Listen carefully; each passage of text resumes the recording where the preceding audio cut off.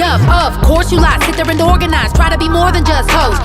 Thinking you sorta tight, cause someone wrote you lines. Thinking you whores have got flow. No, you can record the lies. Give me. Welcome everybody to the Lockoutmen podcast show. Unfortunately, we're not doing it live because I am in a place that don't have good signal. And that's what it is. That's what it is. I'm over here in Indiana, a little bit down the ways from Gary. Maybe I should have stayed my ass up in Gary because I would have at least had 5G. But see, I would have had to go outer route to go over to my spot, but then I would have to go all the way around, hit on the turnpike, turn all the way around, and then go down 65 because I gotta go to Indianapolis for a drop in the morning. So instead, came over to this Love's, and unfortunately, this Love's ain't showing me no love with their Wi-Fi. I mean, Jess. Let's be for real. Love's Wi-Fi sucks, even if we pay for it, right? Oh, absolutely. It's not worth the $5, $6. Even if you buy the month package, you're going to have a good 3 hours worth of Wi-Fi on that month package. Yeah, but you figure you get into a Love's, especially at an area that you don't have no good signal or anything like that, and you would think that you would have a good signal, at least from a Love's, especially when you pay for the premium package anyway. Like the basic, I can understand. You know, the basic, you won't even get a good signal considering the fact that all the trucks is jumping off that same Wi-Fi. But if you pay for it, like I think it's $5 or $4 for what, 4 hours or something like that. $6. Yeah, they're like $6 for a day. Yeah, $6 for 24 hours or something like that. That's crazy. At least the signal should be at least a little bit better. But it is what it is. Maybe. Go ahead. Maybe they should contact Walmart and find out what Wi-Fi they're using, because Walmart seems to have pretty good Wi-Fi. Oh man, Walmart, Denny's, McDonald's. McDonald's got some good Wi-Fi, but unfortunately, COVID cut all that out. I used to go into Denny's. I used to literally find a Denny's, post up, and set up in there. And I would actually have eyeballs on me all the time. One lady, the waitress came over and she was like, "Are you a radio guy?" I was like, "Yeah, you could consider me that. You can consider me that. Here's my card. Check me out on YouTube." And then I actually had somebody, try to take a picture. I seen it out of the corner of my eye. I was like, bro, you want to take a picture with me, man? Come on. You know what I'm saying? You don't have to sneak it and put it up on your Facebook and be like, "Yo, look at this guy with the setup." You know what I'm saying? You could just take a picture with me and you could promote me that way. You know what I'm saying? You could promote a brother. Let everybody know about the Lockoutmen podcast show. But yeah. Yeah, we got cameras every now and again when we do events with Real Womenintrucking. Mm-hmm. There's a documentary filmmaker who's been chronicling Desiree Wood and Real Womenintrucking. So whenever we got the cameras with us and we're all mic'd up, people stop and stare like they're watching Real Housewives of Atlanta or something. Like they want to know, right? And who we are and what we're doing. I get those stares. Like I said, back in the day when I used to set up in Denny's and everything, I definitely got those stares, man. I mean, it was like they just sit there and just look at you like, "Yo, bro, come on over. You want to know me? What's up?" Shake hands or whatever. But of course, Corona stopped all of that in its tracks. Well, hey, as long as you're famous in your own mind, that's all that matters. Oh man. Welcome to the Lockoutmen podcast show. Like I said before, this is where we park and politic with all our guests. I am your host, Lockoutmen, and today's guest is Jessica Graham. As you guys can see, got her little got a little backdrop right here. Jessica Graham or Jess Graham. You know, definitely check her out. You know, this young lady comes by way of I caught you on Trucking Tips podcast. And it was a very interesting conversation that you had with the guy. Come to find out, he was a former J&R Schwugel driver. But before we get into all of that, let's find out a little bit about yourself. So let's go back into time. Where do you call home, and how did you how long you been driving? I'm out of Detroit, Michigan, and I actually started there in 2007 with my daughter's dad. We had a limousine service, and in 2012, I jumped from the limousines over into the big truck. All right. Got my CDL. All right. And haven't looked back. I pop into Detroit every now and again to visit Gam, but you know, other than that, I'm out here on the road. Do you still live in Detroit, or you live somewhere else now? I actually have moved down to Hotlanta. Oh my God! Why? Hold on, right quick. Why Georgia, man? What was the allure? What brought you down to Georgia? Well,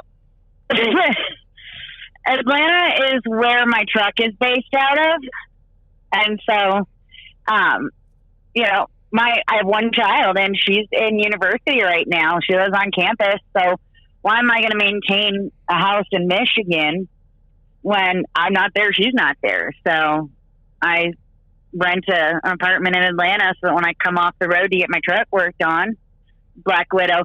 And, you know, I come in home every 7 to 12 days because I drive a 95 FLB. So I take it home, let my mechanic take a look at it, keep her running tip top, you know. Take care of her. Now the truck that you running sounds like an old school truck. No ELD, man. Oh, not ELD. I'm sorry. Well, yeah, ELD. I think. Well, no. Is it ELD or is it DEF or both? I got none of that.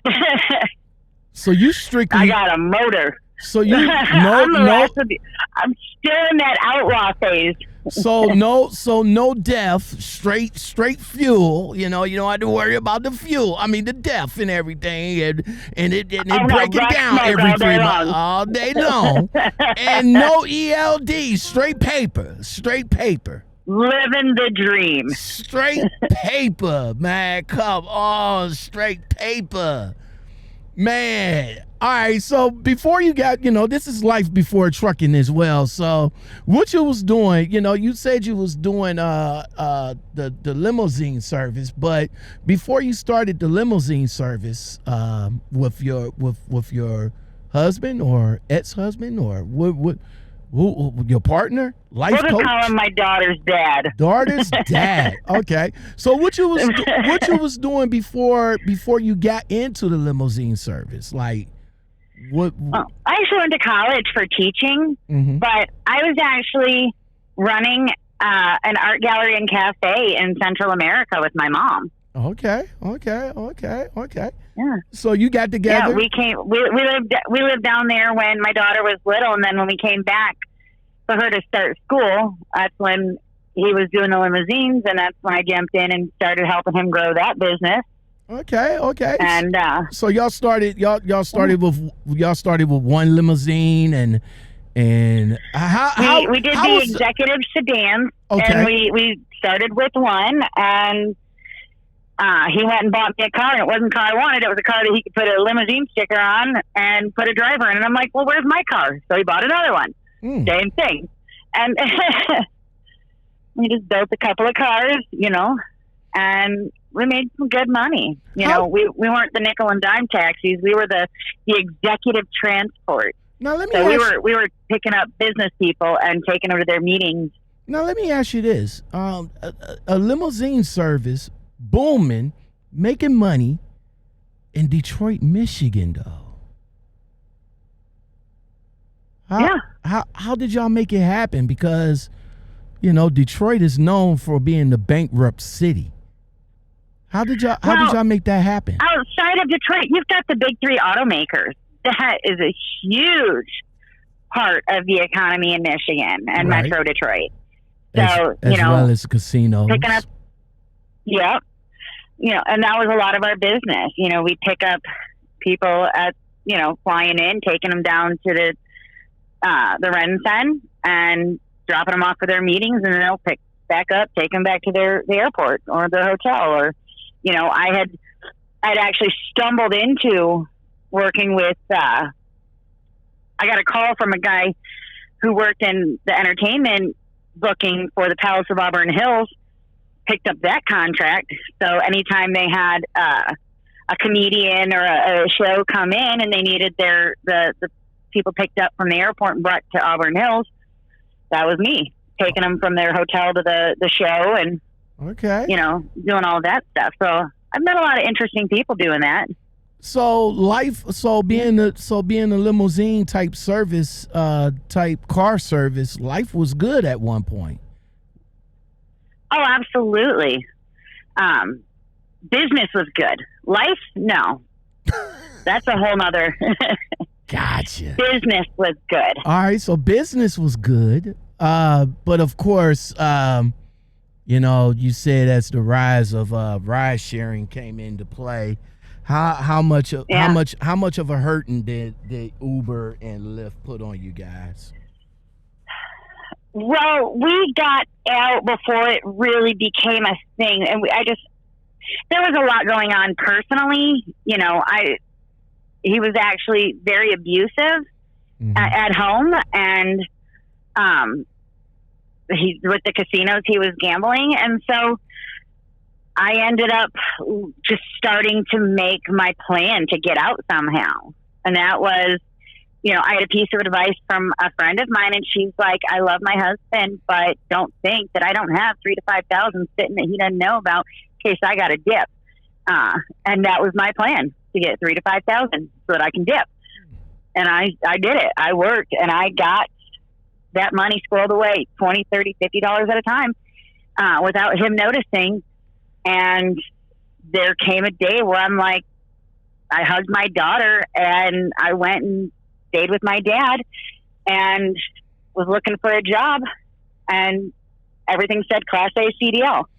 And so I was like, I gotta get my CDL. How did that affect your daughter when you told her that you wanted to separate from her father? She was just waiting. She was 8. So she was just waiting for us to leave. Like she was unhappy too. I stayed, I balanced my escape with, making sure that her older sister, who from her dad, but lived with us, graduated from high school. And I got out I got her up to graduation. And then I gave them both a hug. I said, take care of your sister and I'll be back for her. And they were like, okay. Oh, okay. So you left you left your daughters with their father to take care of the father while you get yourself together, right? Yeah. And that's when you discovered CDL? Yeah. And I got got my CDL, finished my training, and I went back and picked up my daughter, and I homeschooled her on the truck. Okay, that's what's up. So where did you go? Where did you go to get your CDLs? And how did you cover it? I went to CR England at that time. I mean, I just jumped at it. They were the first company to call me back on my application, and I went like 4 days after they called me. I was there, and it was culture shock for sure. Like they did not tell me what to prepare for, and when I got there, I was just like, I got to do this. This is my shot, So I put everything I had into it. So you did apply to like a number of trucking companies. It was just that CR England was the ones that called you back. Yep, they were the first one. After I was already in CR England school, then I was starting to get, because from the time I applied to the time I was on campus starting their whole in-processing, 4 days. So they were quick. Okay. So this is back in this is back in 2012. Yeah, this is back in 2012. So this is like when I guess there wasn't that many women in trucking. Did they have the 3-tour truck training at the time, or was it just 2-tour trucking? How was, well, and I'm not talking, I'm assuming you got your license because of course you're driving right now. So I just skipped over that part and just get you right into the truck with the trainer. So what was your experience with that? Was it 3 or was it 2 or how was that? CR England changes their policy and what they're doing as often as Gene England changes his underwear. Damn it, man. Wow. I mean, when I was there for the 3 weeks, all 3 classes that came after me, they had different contracts than I. Mine, I had a 6-month contract to repay my schooling if I worked for them for 6 months, and it was prorated. Well, the next contract, they had a 6 months, but it wasn't prorated. If you left before the end of the contract, you had to sacrifice, or you had to pay the whole thing. The next one, it was, it went up to like an 8-month or 9-month contract. Like they changed that so quick based on, I guess, whatever they were seeing as what they could get away with. And I kind of skated through right when they started what was called Q Fleet. Mm-hmm. And so after your phase 1 training, they had you upgraded, and then you went into a truck with another person that completed their phase 1, which was about 3 weeks in a trainer's truck with your fresh CDL. So it was the blind leading the blind. Wow. And then it was a little bit later when the 3 to the truck came in, and I'm looking at the bunk setup on the videos of those trucks, and I'm like, how and where would I even put my shoes? Where would you exactly? That's a lot of people in there. Where would you? I've seen those videos for those 3 to a truck, and I'm like, nah, that's not comfortable. There's no room. There's no room to have your stuff. No room, no privacy. No room, exactly, no privacy and no nothing. And of course, the person, and especially if they're mixed trucks, if they're men and women mixed, then it's even, more of a delicate balance. Now, Jessica, you was a female, training. Was you training with a male or was it a female? My phase 1, I had 2 trainers in phase 1. Because one of them had issues with my coordinator, so they pulled me off his truck and put me in another truck. But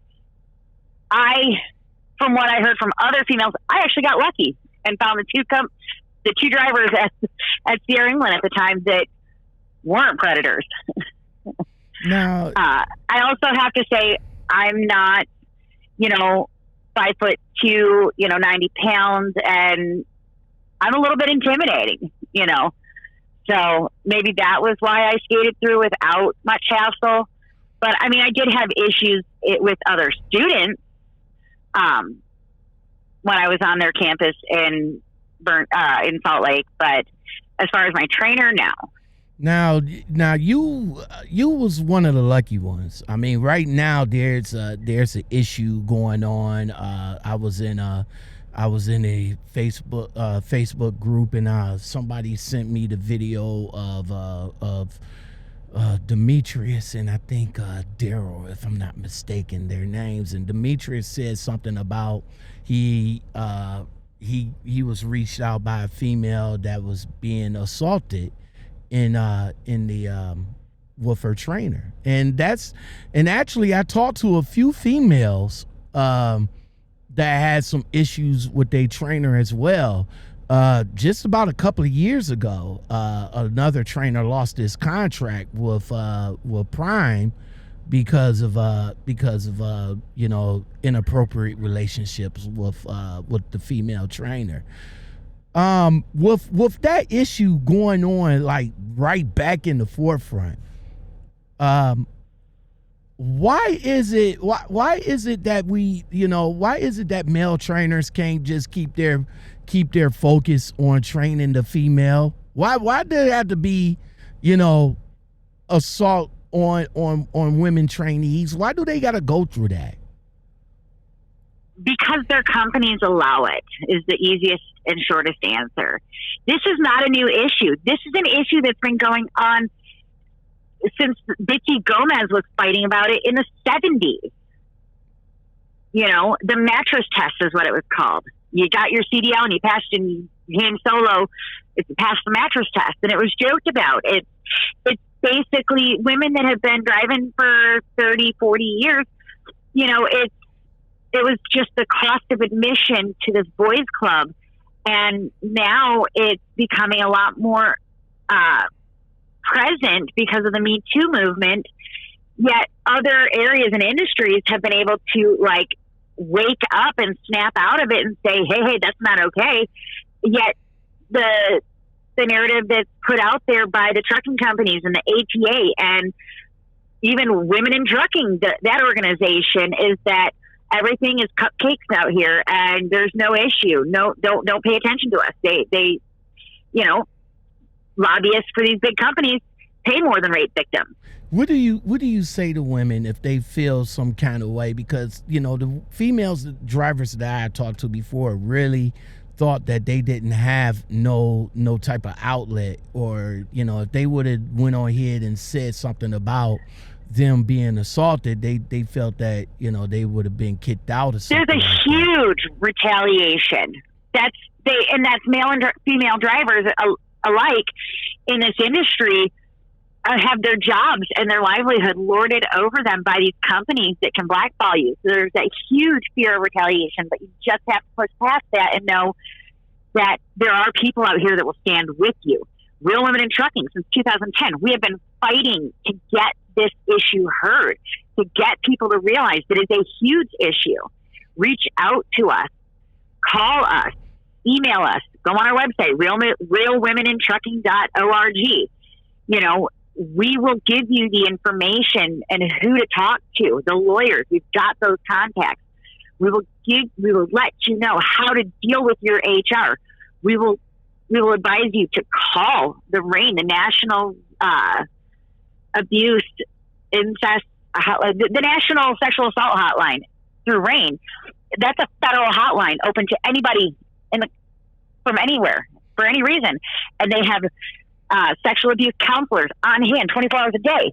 They help you cope and deal, and they're the first step to call. Is you call RAIN. We'll have to get that link on your podcast, because I don't have it off the top of my head. Yeah, just send me. Just send me every. Should be. No. Just send me everything, and I will definitely put it in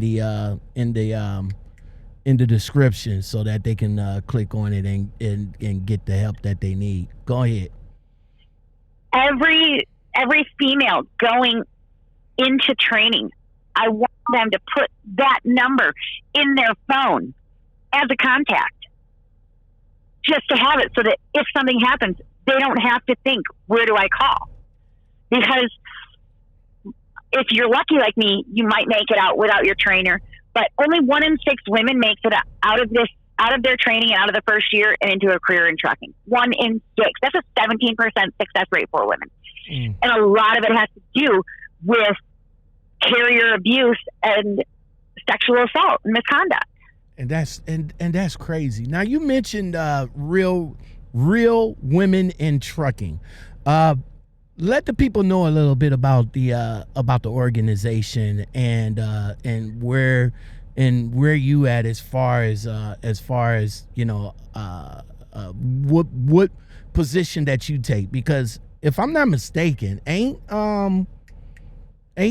Miss Diva Trucker associated with that association as well? Oh yeah, she and I are on the board of directors with Desiree Wood, Michelle Kitchen, Sonia Tucci, Idella Hansen, living legend Idella Hansen, and of course our president Desiree Wood. In 2010, the Real Womenintrucking started as an informal group to kind of band together because we found that other groups that said they represented women, they didn't want to talk about the real issues that we faced out here. They wanted to talk about how to make, a roast in a crock pot in your truck. And, like that's what they wanted to talk about. We wanted to talk about how to get raped by your trainer. We're not the same. You have to know the difference. And that's our tagline. And we're trying to get people to understand that we're not the same as them, because in 2013, we got our 501c, our nonprofit designation letter from the IRS and formed as a formal organization. And it's all about advocacy for us. Right now, our issues are the sexual assaults in the mega training fleets and the wage theft in the training fleets, as well as in all fleets. Right now, no driver is paid what they should be paid. Barely any are making over the federal minimum wage when you factor in the amount of work they put in for their little paychecks. Truck parking, safe truck parking in Jason's Law, that's another big thing for us right now. We are always looking for people that want to help us in contacting their Congress people. We're trying to get legislation to offer a safer environment for us, because nobody deserves to be assaulted at work. And in no other industry is it accepted to be assaulted at work. Now, do you guys just focus on the women on the women drivers, or do you guys let male come in as well? We focus. We are inclusive is the way to put it. We found that if we can keep it, we love the support that we get from men in the community of trucking, but we try and actually keep it for women to have a place. But with our advocacy, not just women are assaulted out here. There's men that are assaulted out here too and have unsafe working conditions. So our advocacy stems to all drivers. Okay. That's what's up. Now, you did mention something about driver pay. Now, of course, it is a huge issue, especially for a company driver. CR England back in the day, I can assume that when you came out and you drove for them, you had a 6-month contract, but when you was driving for them at the time, the pay variance for a new driver wasn't all that high, I take it. When my training pay was 14 cents a mile. And that breaks down to about $420 a week. Mm.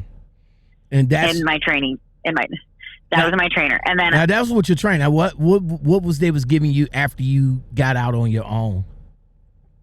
I was getting I ran Midwest Regional, so I was on a sliding scale anywhere from 26 to 31 cents a mile, depending on the load. So I was making between $700 and $900 a week. Wow. And that's over the road.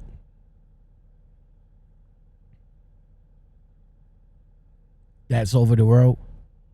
Are you here? Yeah. Oh, okay. Yeah. Oh, okay. I thought I lost you there for a minute. And that you was cut out for just half a second. Okay. And that was over the road. Yeah, so if you take 800 and divide it by a 70-hour work week, which we all work, and it's actually more than that, because we do a lot of shit that's not, a lot of stuff that's not logged on our clocks to save our clocks. That breaks down to about $11.42 a mile, or an hour. Sorry. Wow. To drive an 80,000-pound vehicle. Yeah, that's kind of crazy. I always said to myself that, being a new driver, you pretty much have to work your way up. But still, though, even with drivers that got like a year, 2 years experience, is still coming in at way low wage. and it's Yeah. and it's not good. You see that these companies, these mega carriers making mega bucks and the $1 billion, and you see the owners and the yachts and the mansions and the Benz, and you over here working 70 Eating hours. ramen noodles, eating hot dogs off the roller grill. Yeah. Oh yeah. Living the dream of success in trucking. Hot dogs and ramen. Exactly. All right. So, Jess, how long from getting everything you needed to know from CR England to where you at now? How long you been driving? 9 years now. 9 years. I'm in my 9th year. Yeah. All right. So within the 9 years, you started with CR England, but within the 9 years of driving, which company you felt was bad, and which companies you felt that was good throughout your 9 years? I kind of bounced around. I tried the lease purchase one time. I think everybody needs to try it just to get out of their system. And if you try it and you're successful, good for you. But only 2 to 3% of people that attempt it are actually walk away with the title of their truck. A 97% failure rate. And that's according to Paul Taylor of Truckers Justice Center, an attorney that focuses on truckers and trucker issues. So I trust his number when he says only 2 to 3% are successful, because we see it out here. John Krisher, I didn't make any money there. I spent 5 years at Earl Henderson out of Caseyville, Illinois, and I did really well there. But it got to, after 5 years, it got to that point where I needed to kind of, if I was going to continue with advocacy and wanting to really speak my mind and stand up, I didn't want to alienate anybody. I want to have anybody try and go after my job. And that's what happened, is somebody went after my job because they didn't like me advocating. So we had to part ways in 2019, and I got the Black Widow, and now I pull enough freight to pay my bills and keep on running my mail. Now you a jack of all trades over here. You're not only you're a member of Real Women in Trucking, but you are owner operator as well. When did you become an owner operator, and tell me how you manifest everything to transition into an owner operator? I kind of lucked into it because I had a friend that, when I was struggling at Henderson to figure out what direction I was going to go, because I felt like I didn't want to lose my job for speaking up. And he said, well, then let's get you a truck. And he and I went and got me a truck. And he's like, okay. I was like, but I don't want to drive for you. Like, fine, then you can drive for my brother. So I slid underneath his brother's DOT number, and his brother just lets me do whatever I'm going to do. All right. So you went pay cash, finance. We cash and carry everything. Okay. So you went in there and tossed. Did they give you? Now you had your CDLs at the time, right? Yeah. So they really didn't give you, the place where you brought it from didn't give you no issues. We bought it from.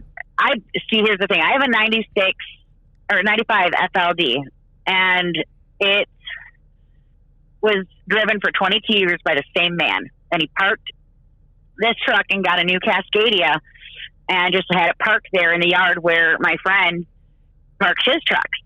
And we walked up to him and said, hey, can we buy your truck? And he said, no. And finally, he said yes. So we ran to the bank and got our money and carried away the truck. All right, that's what's up. You know, and that's one thing I want people to understand is don't be afraid of an older truck. People are like, oh, they're wowed by the shiny and the new. But at the same time, you're tied to a lot of overhead. You know, when COVID hit, I took a month off and just parked my truck because the rates had plummeted so bad. I didn't have a truck payment. I didn't have a trailer payment. My equipment's owned outright. You know, my insurance is pretty low. So I had enough money put away when times were booming to be able to park it and not stress myself out. Or lose my business. And you was able to parlay, you know, during COVID off your savings. Yep. So tell us a little bit about being an owner operator. Like what give me a typical day of a female owner operator. Well, I wake up when I feel like it. I call my broker and let her know what I'm at, where I'm at, what I want to do. Well, actually, I have a broker, and she's a friend of mine. So when I called her and said I'm going out on my own, can you run me? She goes, absolutely. So I bought my truck, got it registered, got it ready to roll on the road, and said, all right, I'm ready for a load. She's like, okay. And so she ties my truck up so that I don't have to worry about chasing that load board. And that's one thing I can actually recommend. You know, you might luck out and get more if you waited to the last minute. You might get $200 more on the load, but you might also walk away with no load and have to sit. So she plans, you know, I'm calling on a Monday. She plans my week out and locks in my loads, and I just do what I'm going to do. And because I'm not driven by the miles. At Henderson, I drove 36 or 3,800 miles every week, back to back to back, trying to make that paycheck. And, you know, when you're paid by the mile, you got to make those miles. Now, I work smarter, not harder. You know, I might work 4 or 5 days in a week and take a 34 in New Orleans or, you know, Chicago, wherever I want to visit. How often? Family or friends, something going on. How often do you stay out? I leave Atlanta and I usually out 7 to 10 days on most times. Sometimes I'm out for 2-3 weeks. Right now, because of the snow, it kind of jammed me up where I got shut down. It took me 5 days to do 900 miles, you know, on 2 consecutive weeks. So I've stayed out trying to make it up. But I'm probably heading home next week and going to take 4 or 5 days off. I just took 2 days off here in Illinois. You know, I had a lot of stuff for Real Womenintrucking to do. So I'm like, why am I going to try and squeeze it in and give myself a headache? So like, I don't have somebody calling me and telling me you got to move. So it's the reason why you went on. Do you have your own authority, or are you using your brother's authority? How you working? Well, yeah, my friend, his I'm technically leased onto him, but I don't actually.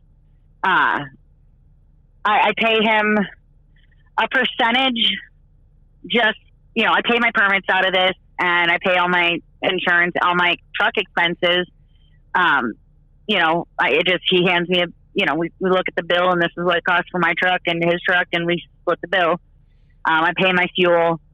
And then I give him a little bit on top of off my revenue for use of his MC. But there's no like formal lease for us, but, I'm just waiting for my paperwork to get all in line, so I can get my own authority, you know. Okay. Okay. So that's something that you're working towards right now, to have your own authority. Yeah. Now, when people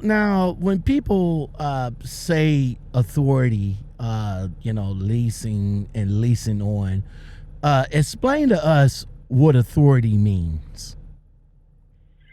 The authority is just the paperwork from the government saying that you are authorized to operate this equipment. And it's what your permits are and all of that. To lease on, you're leasing on to somebody else's and using their name, their numbers, their government authorization. And that's really just the difference. It's whether or not the plate and the company is registered to your name or somebody else.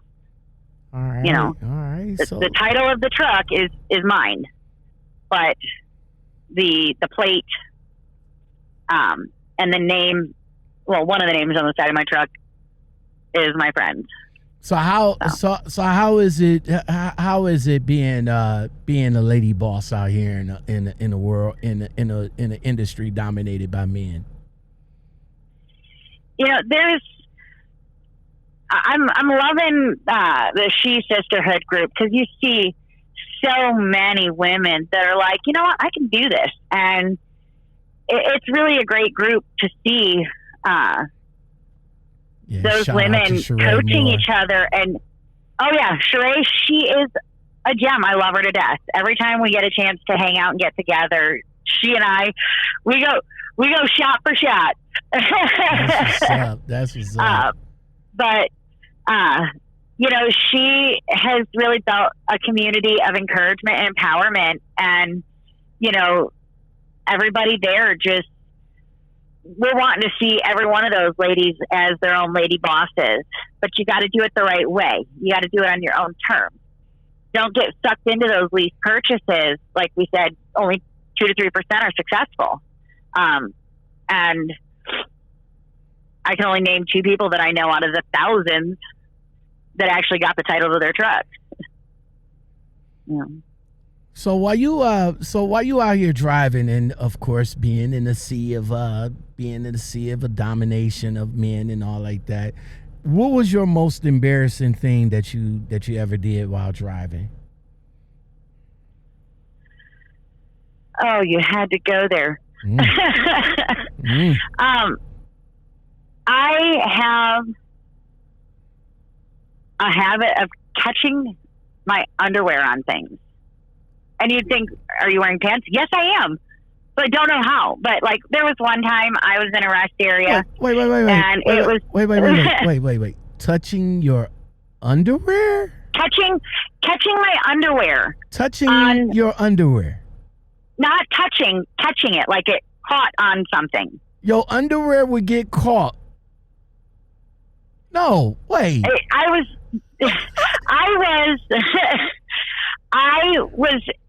getting out, and I had to open my hood so that I could climb up and break the ice off, and one of my windshield wipers had broken, actually. So I'm trying to change it, you know. Okay. So I open my hood, I climb over the bumper, and I caught my underwear through my pants. I don't know, my pants didn't get caught, but I was caught by my underwear, trying to climb over my bumper to climb up on my tire to get up to my windshield. Okay. And so I'm sitting there on the phone with my friend, and I'm like grunting, and he's like, "What are you doing?" And I'm like, "I'm trying to get my underwear off my bumper." And he's like, "That has to be," and he's like, "Well, is there anybody that can help you?" I'm like, I'm like, "No, just watching." Oh no! He says, "Is there anybody there can help you get your underwear?" I think you probably might have more spectators than somebody would come over there to actually help. Yeah. No. Oh, man. I like, you know, but there's some cool things about being a girl boss out here. I had the light plug-in that runs my headlights above my windshield, my marker light. Mm-hmm. That plug, something happened to it in the ice, and so it stopped working. Well, when I ripped all the chicken lights off this truck, I had my mechanic leave the switch live and just tape it off and secure it, because we were going to run new lights, better lights, you know, in the future. Why rewire a switch if we already have one?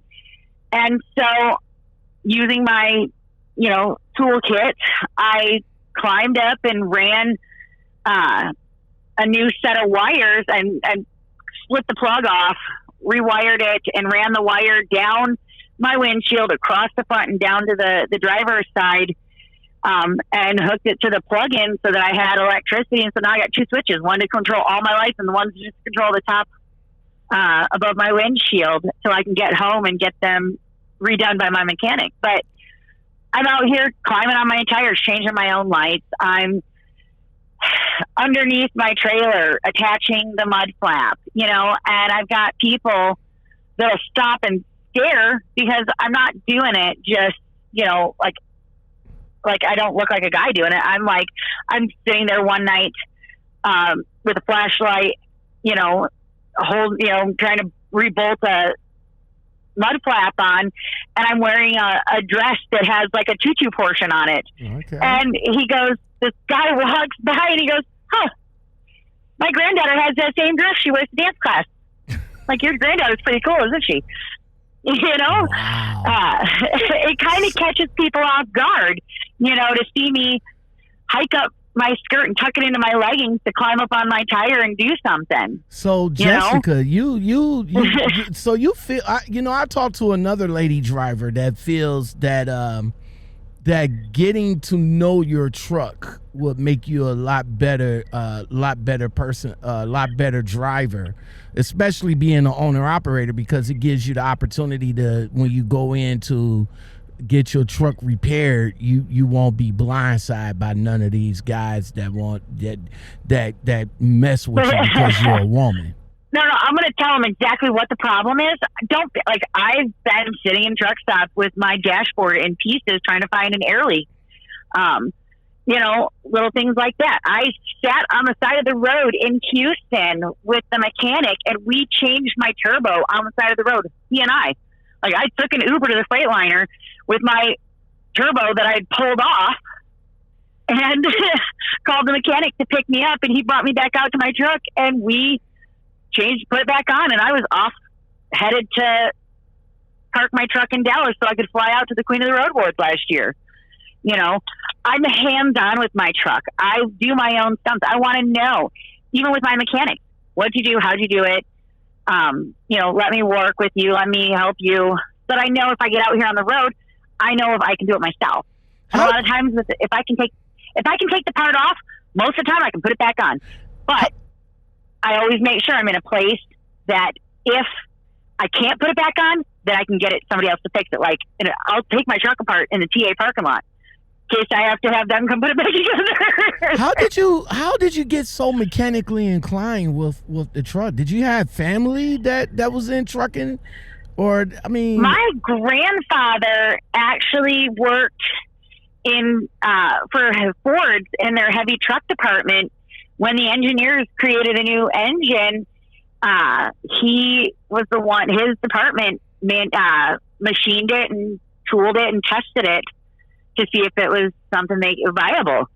And so I grew up with him as a tinker, and he was always able, he's the MacGyver. He can pull apart and fix anything.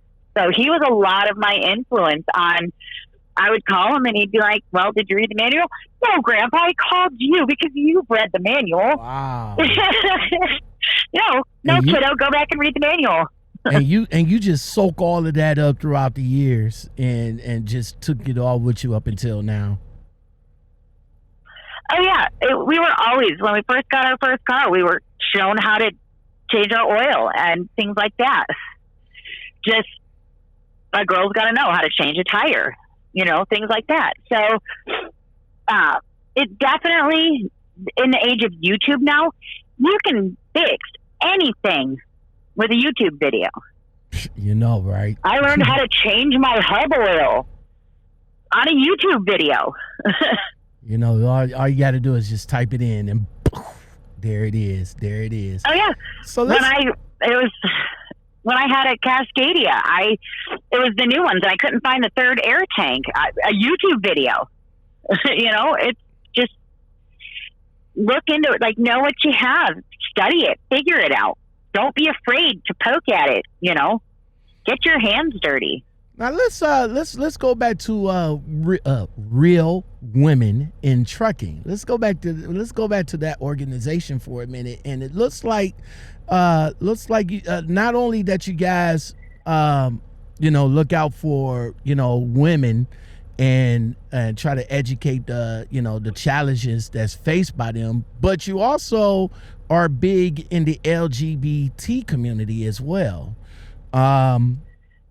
Tell us a little bit about that, because there is now a growing community of young men and women that's in the LGBT community that's coming into trucking. Shelly Litchie of LGBT Truckers has been fighting for equality in this changing dynamic that is trucking. It is so diverse now compared to the way it was, and it's really opened the world up for groups of people that didn't think that they could make it. Having a support system there really does show you that anybody can do this.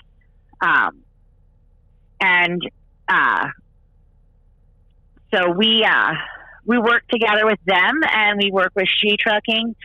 And there's if you really want to understand the changing dynamic of trucking, Ann Bailey wrote a book called Semi-Queer, and it's her study of the LGBTQ and minority truck drivers and the challenges they face out here. It's a really, really, really good book about the changing dynamic of our industry. Well, I will be, coming up in a future episode, I will be talking to the popular YouTubers,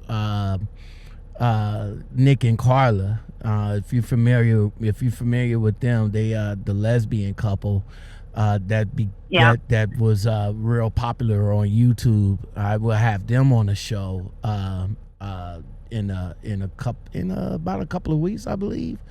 But yeah, they'll be talking about their experience in trucking and being a lesbian couple and everything. I also talked to a few transgender truckers as well, and they shared their experience as well on what they face out here. There are groups for everyone. You just have to find your group out here. And there are quite, I'm active in Real Women in Trucking. That's my group. That's where my heart is. We also have CDL Tier, which is a 501c3 nonprofit that we just started in 2019 to address the carrier abandonment issue that is so prevalent in our industry. Let's jump on that.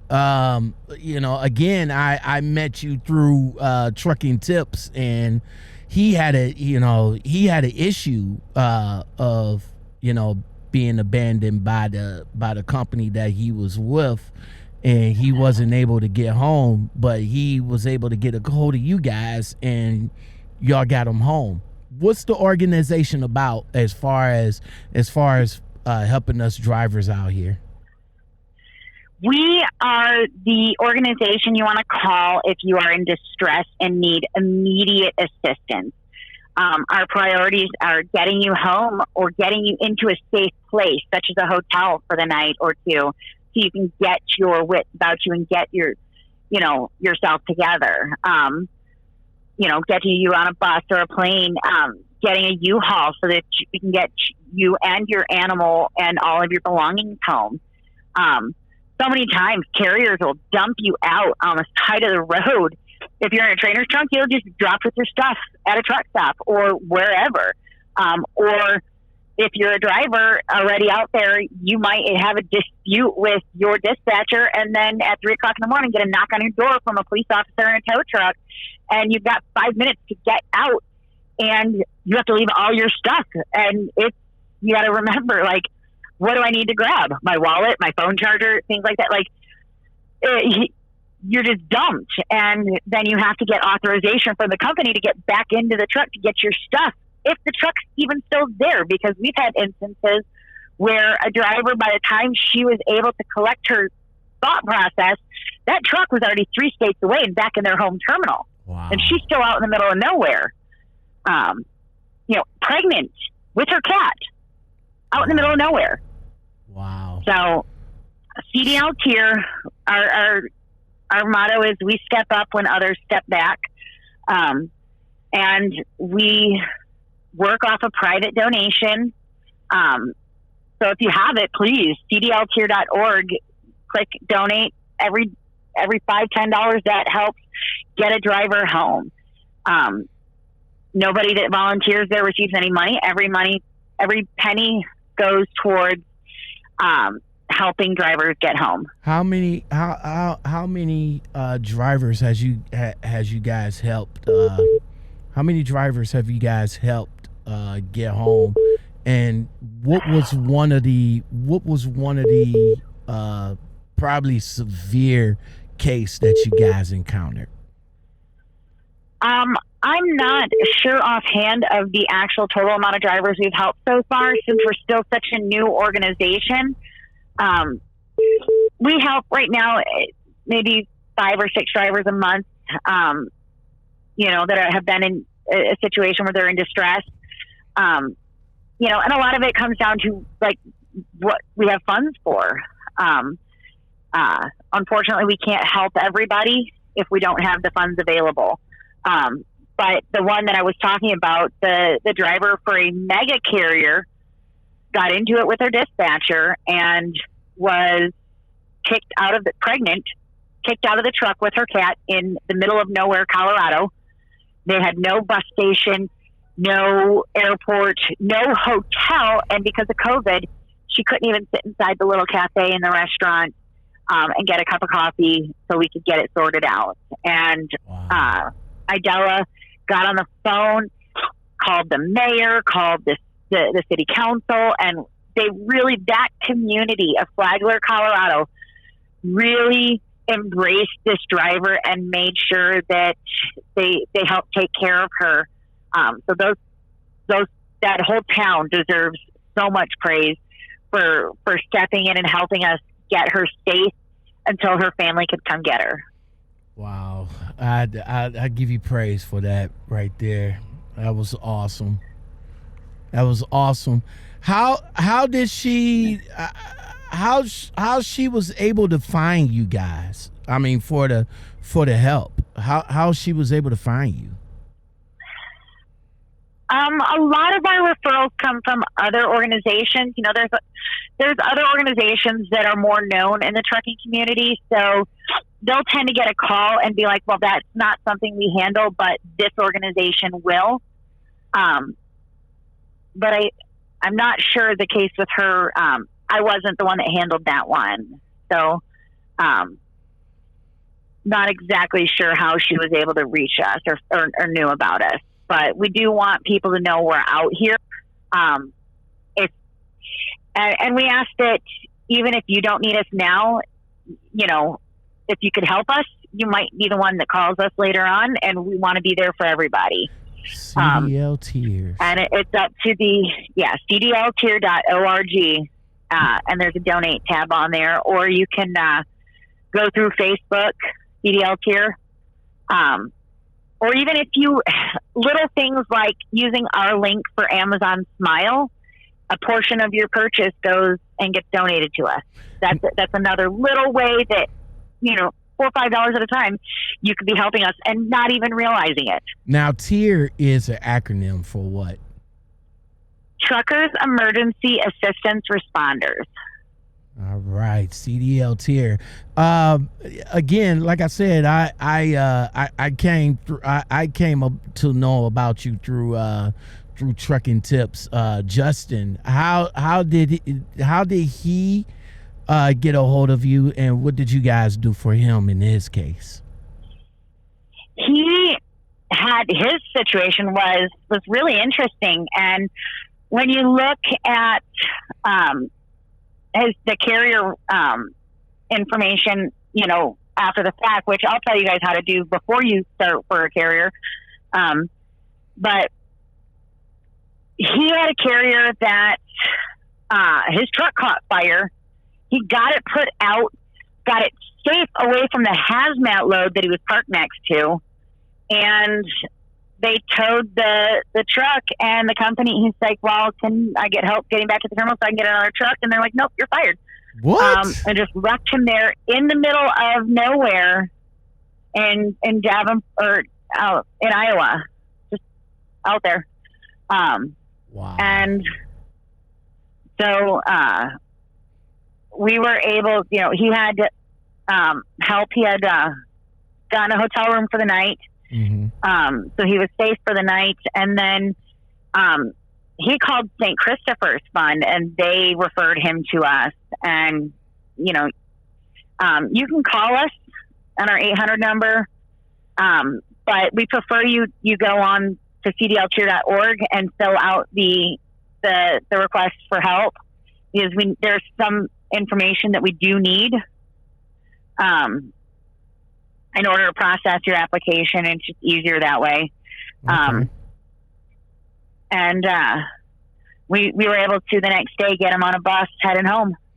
All right, CDL tiers, man. That is crazy what these mega carriers or these carriers put us through. I mean, we've had people from the biggest carriers all the way down to little owner-operator companies that have been abandoned. So there is no one sector we can say is the villain, because it seems that every trucking company is doing it.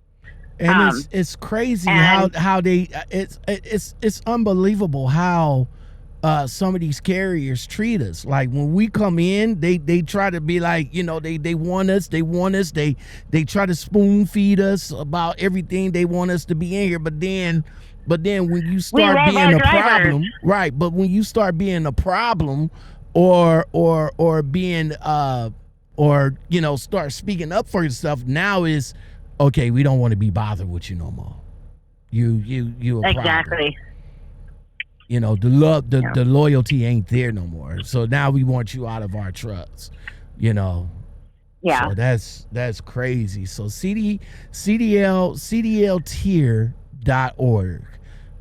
Definitely, yep. I will have the link in the description below. So if any of you guys out there run into any type of problems or anything like that, make sure you grab this link, put it in your pocket, put it in your phone, lock it up, and see if cdltier.org can help you out. Ladies, Real Women in Trucking, they do have a Facebook group, so definitely hop on that, as well as She Trucking.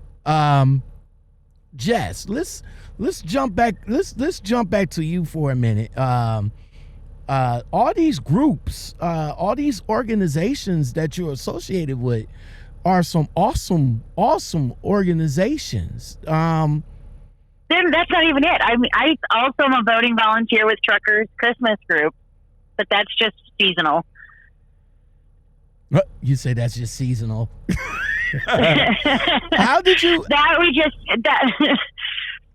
Do it. Oh, go ahead.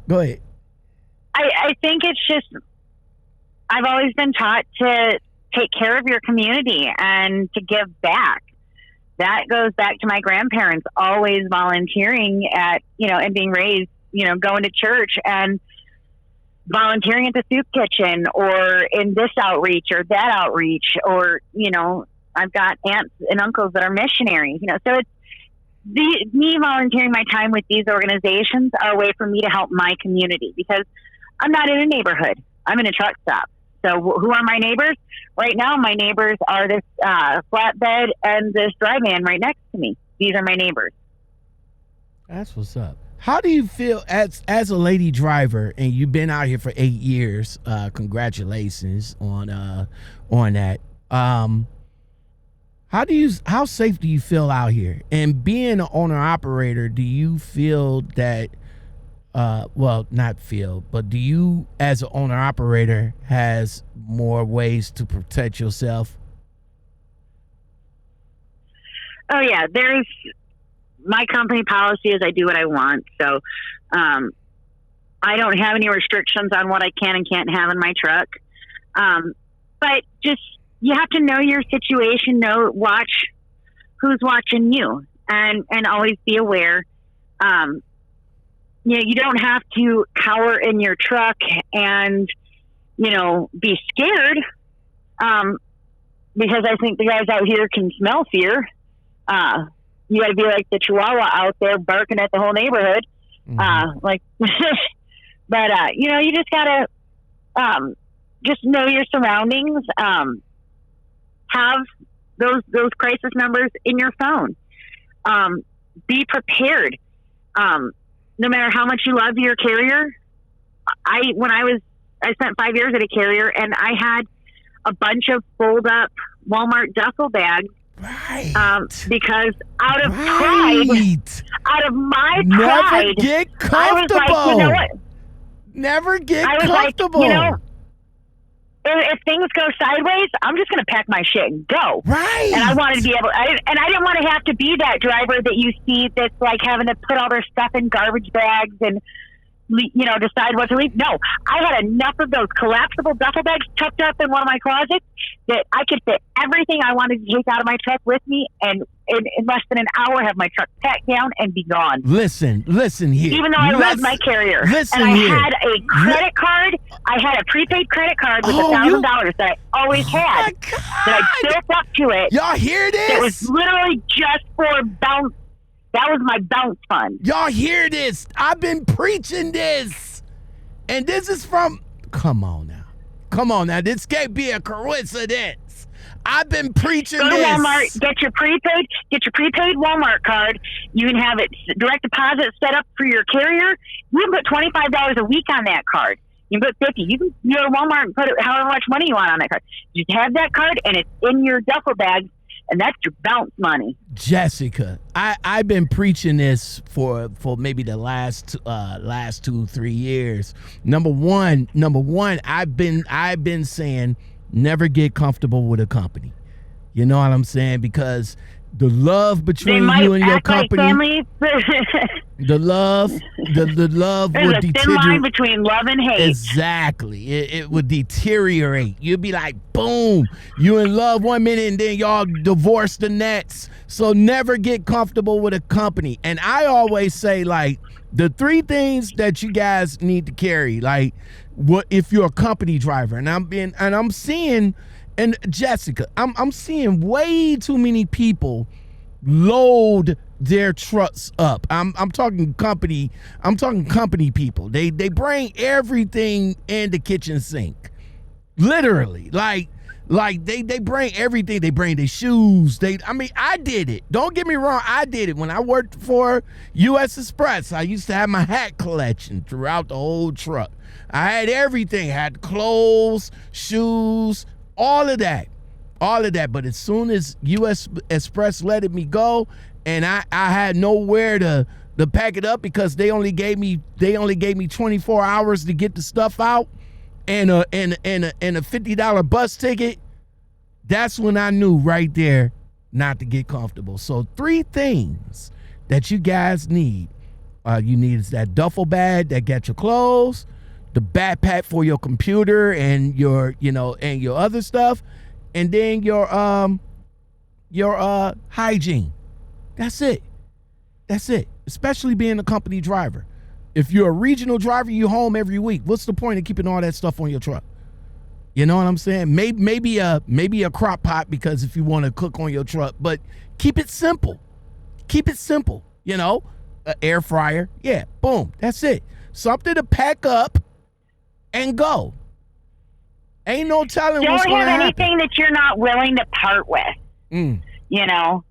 That's, if you're willing to part with it, then fine. But you got to really understand that they'll drop you at a turn of a hat because you're just a number.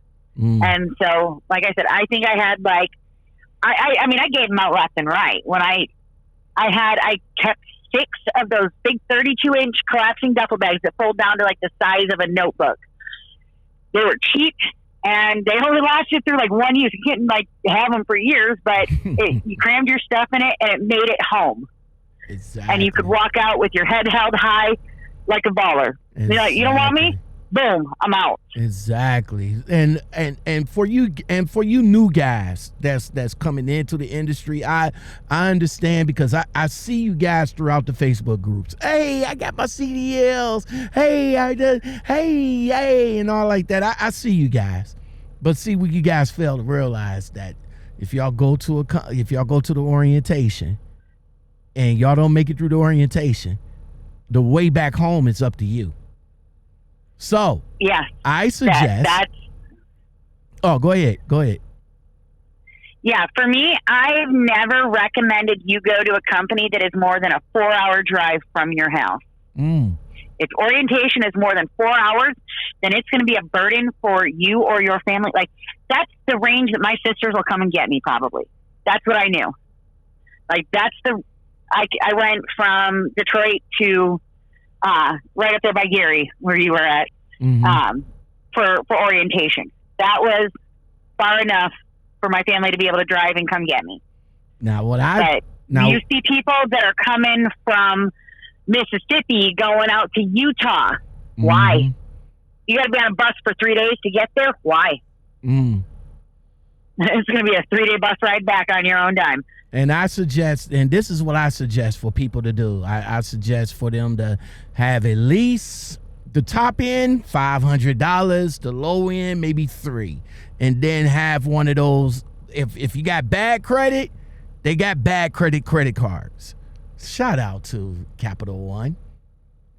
Anyway, they got bad credit cards. So at least have that, because when you go to rent a car, they're going to need a credit card. You can't use your debit card. They won't let you use that. And if they do let you use that, it's a freaking hassle. So have a credit card.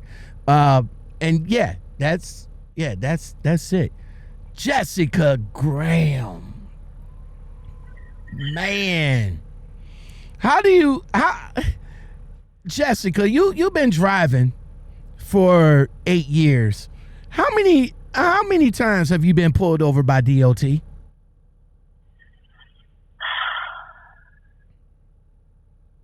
I've had like a 2-year stretch where I got 0, but then I've had a 3-month stretch where I got it 4 times.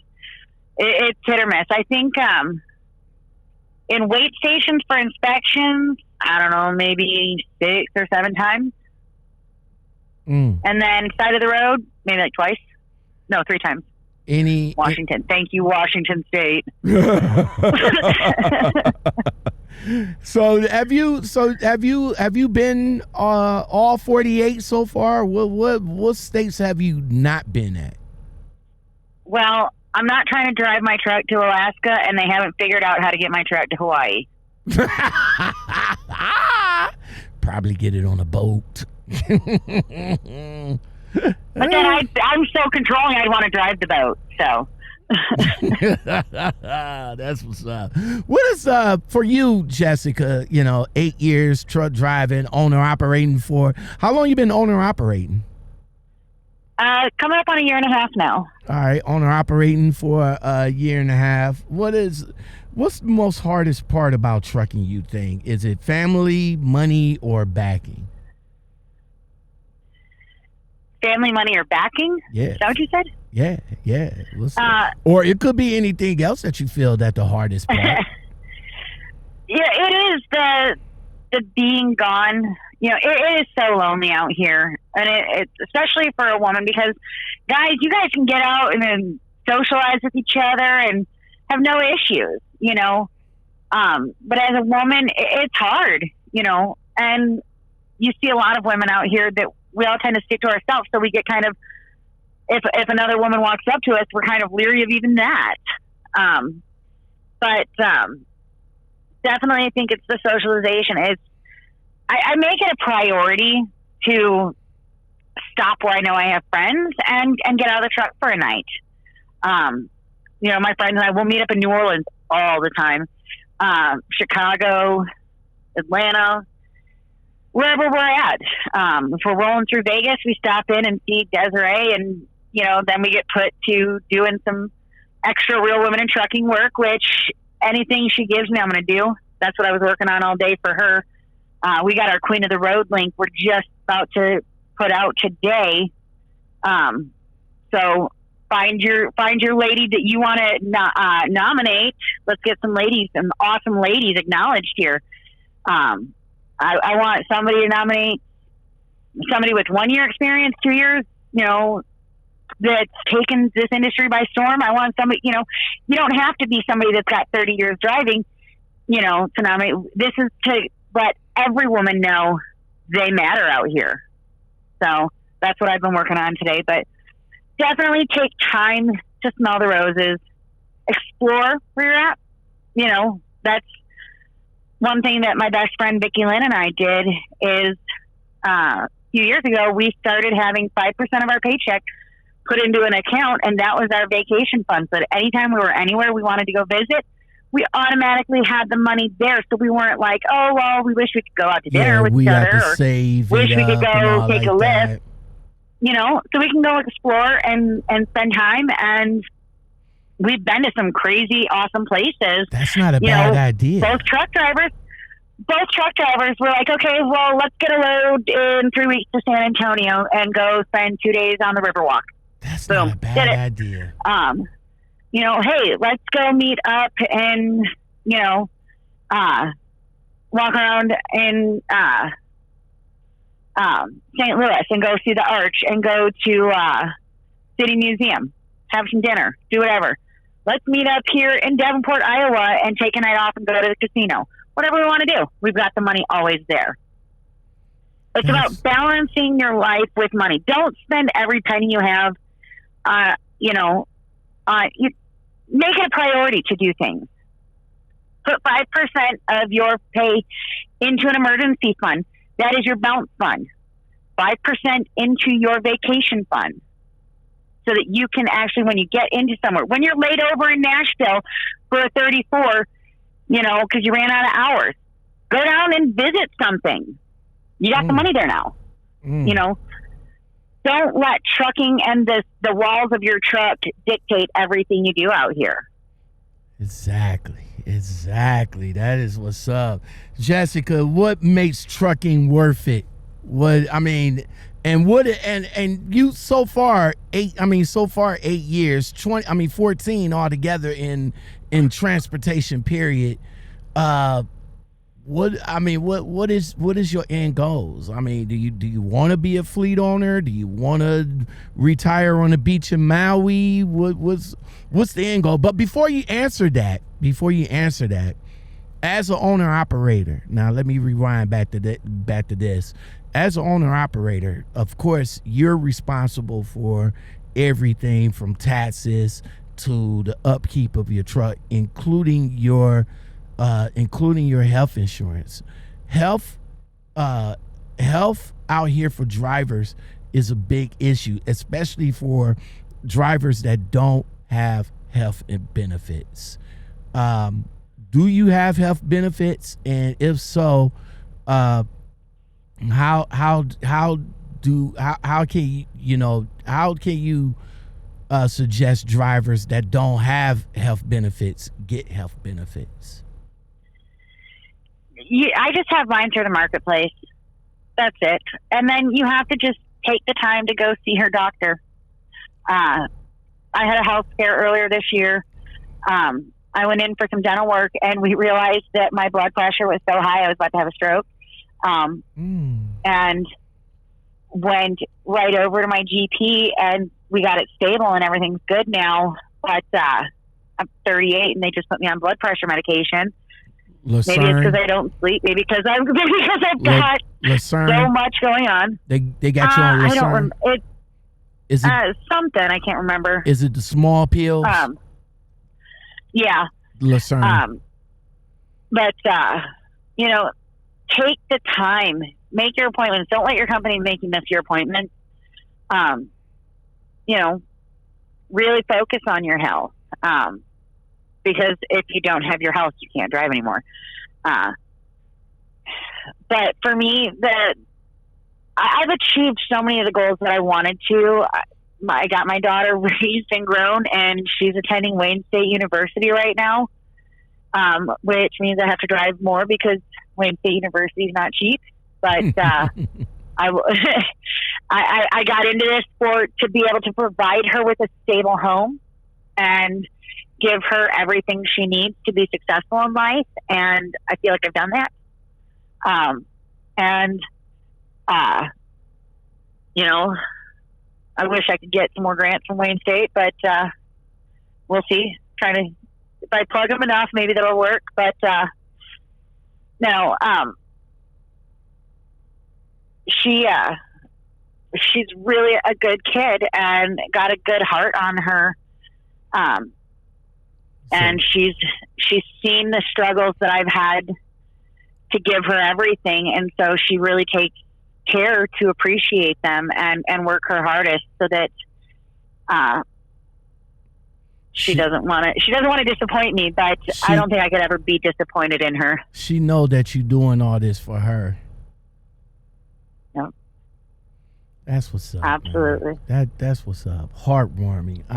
Jessica Graham, thank you for stopping by. Awesome conversation with you. Awesome life, man. I mean, the struggles, the successes. Let the people know how they can get in contact with you and all the organizations that you represent. Yep. You can reach me directly at Jess at realwomenintrucking.org or realwomenintrucking at gmail.com is our emails. realwomenintrucking.org is our website. cdltier.org. truckerschristmasgroup.org. That'll be coming up. I'll come back and talk to you about that in October. No doubt. Definitely come back. That is the organization that we help provide funds at Christmas for trucking families that are struggling. So another great trucker organization. So that's it. All right. realwomenintrucking.org. All right, Jessica Graham, y'all. So thank you very much, ma'am. I know you're a little busy, so I do appreciate you coming by and chopping it up with me and everything. And I know you're waiting for me to get this link up on Facebook so that you can nominate a driver. I expect you to nominate a driver. I know you got it. I know who I'm going to. Quite a few in your pocket. I know who I'm going to nominate. Her name. Her it better not be me because I already got mine. So nominate somebody else. Oh, okay. Well, see, the first letter was J and the last name was G. I was just saying. But yeah, I'll nominate somebody. So definitely send me the link. Again, like I said, I appreciate you definitely being here and all like that. Oh, no, and I know that you're busy and everything, so I'll come back and tell you some more embarrassing stories. It was fun. As always. Hold on to the line right quick while I end the show, and I'll be right back to you. Hold on.